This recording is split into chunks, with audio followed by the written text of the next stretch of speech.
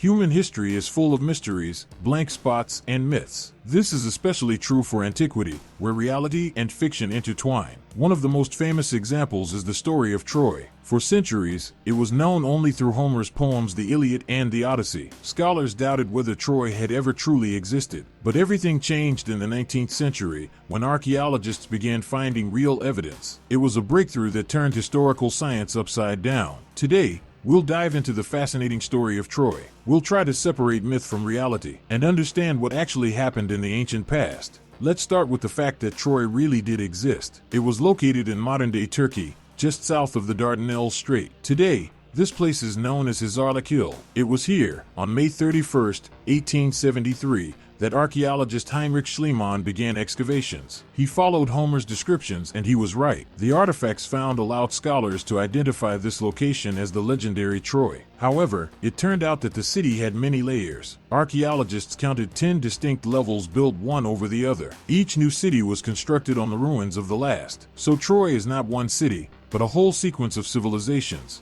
Why does Troy have so many layers? It's due to frequent destruction. Every few centuries, the city faced disasters, fire, earthquakes, or war. The earliest layer dates back over 5,000 years. We know almost nothing about it. Next came a small settlement that was burned down. Then Troy too emerged on top of it. It lasted about 3 centuries and was wealthy. This is where the so-called treasure of Priam was found. The city burned again. Then came periods of decline. Only with Troy 6 do we speak of a truly powerful city. Troy 6 is the most impressive of them all. It was no longer a village but a large fortified city. It was surrounded by massive walls, ditches, and towers. Even a water supply system was in place. The city lasted for about 600 years, but around 1300 before our era, it was destroyed likely by an earthquake. On its ruins rose Troy 7. Most historians believe this was the city involved in the Trojan War. This Troy was poorer, but signs of violent destruction are evident. So Troy 7 is the most likely candidate for Homer's Troy. According to myth, the war began with the abduction of beautiful Helen. Paris, the Trojan prince, took the wife of the Spartan king Menelaus. This triggered a conflict between the Greeks and the Trojans. But it all started with the apple of discord. The goddess Eris threw it with the inscription to the fairest. Aphrodite promised Paris the love of Helen and he chose her. The furious Menelaus gathered allies. According to legend, 100,000 Greeks sailed to Troy,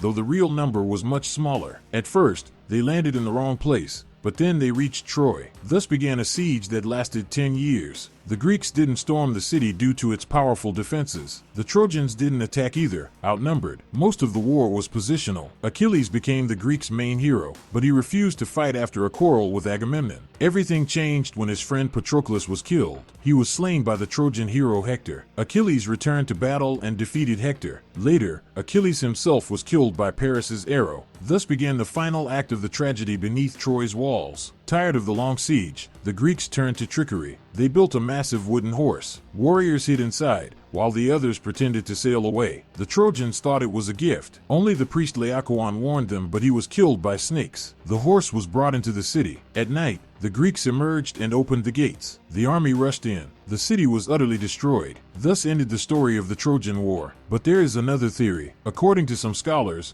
the horse was not wooden, but real. In ancient times, horses were extremely valuable and needed constant care. Up to 10 servants might tend a single horse. The best Greek warriors disguised themselves as these servants. The Trojans underestimated the threat and were defeated. After its destruction, Troy remained in ruins for a long time, but it was later resettled. It became especially important during the Roman period. According to legend, Aeneas, a Trojan who escaped the burning city, founded a dynasty that led to Romulus and Remus. That's why the Romans held Troy in high esteem. Even Emperor Augustus supported the cult of Aeneas. Pilgrims and leaders visited Troy. The city became a symbol linking Troy and Rome. But with the fall of the Roman Empire, Troy declined again. It disappeared beneath layers of earth for 15 centuries, yet its story remained in human memory.